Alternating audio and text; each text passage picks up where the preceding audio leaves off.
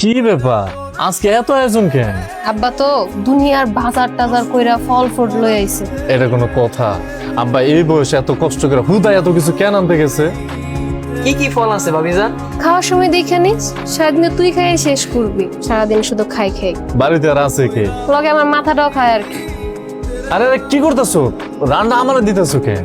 মানিকরে দাও। কেন মানে একটু দেবো কেন? ও কি কখনো রান খায় নাই? ছোটবেলা থেকে তো তোমরা দুজন দূরে রান করে খায় বড় হইছো। আমার বাবা এত কষ্ট করে বাজার করছে, আমি এত কষ্ট করে রান্না করছি। দুপুরে আব্বারে জোর করে খাওয়াই দিছে, একটা রান্না আব্বারে দিছে, একটা তোমার লেগে রাখছে, এটা তুমি খাও। হ্যাঁ ভাইজান, ভাবিজান ঠিকই কইছে। আমার এখন রান টান আর ভাল লাগে না, আর ডিজে পাইতে বেশি মজা। তাহলে তুই প্লেটে দিকে তোর হাড্ডি দিয়ে হাড্ডি খা, নে ভালো করে খা। গেরা নেই কয় রান্না সেই মজা হয়েছে। কিরে মানিক, তুই ভাত নাড়াচাড়া করতেছস, খাইতেছস না কেন? আসলে হয়েছে কি ভাইজান, অনেকদিন পর না তোমার এতে খাইতে ইচ্ছা করতেছে। ওহ এই কথা, দে এদিক দিয়ে আমি খাওয়াই দেই। না একদম করবো না। তুই কি প্রতিবন্ধী হয়ে গেছস?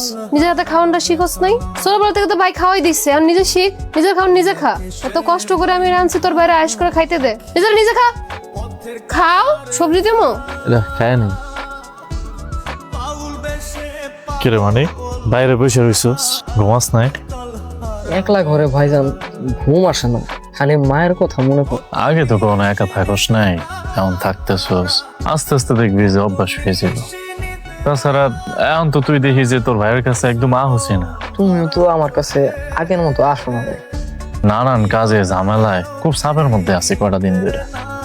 আমার ভাইজানরা আসমানে প্রাণের মতো দূরে দূরে যেতেছে। আরে দূর, ওইসব কিছু না। তাছাড়া আমার চেয়েও তোর প্রিয় তোর ভাবিজান তো সারাক্ষণে তোর লোকে থাকে, তুই না তারে পছন্দ করে আনছস। আর হ্যাঁ নাকি তোর এত আদর যত্ন করে, এত ভালোবাসে, একদম মায়ের লান। মায়ের মতো মনে হয় আর কেউ হয় না ভাইজান। কেন রে, তুই না সবসময় কইতিস যে তোর ভাবি একেবারে মায়ের মতন, সে কি তোর যত্ন নেয় না? ভাবি মনে হয় এখন আমার আর আগের মতো পছন্দ করে না। এর লেগেই মানুষ কয় পরে পোলারে কোন জায়গাটা দিল তখন মন ভরে না। কেন রে বেমান, তোর লেগে আমি কম করছিলাম? ভাবিজান আমি তো আসলে এই সব কই নাই। তুই কি কইতে চাইছিস আমি খুব ভালো করেই জানি। তোমার ভাইরে তুমি কও ছোট, কিন্তু পাইকা জুনা হয়ে আছে। কোনো কথা কওয়ার আগে সরাং সরাং জবাব দেয়। আমার দাসী বান্দির মতন খাটায়, একটা গ্লাস পানিও সে ঢাইলা খায় না। আমারে এমন ভাবে ধমকায়, মানে 19-20 হইলে আমার গায়ে হাত তুলবো। কিরে মানিক, এগুলো আমি কি শুনতেছি?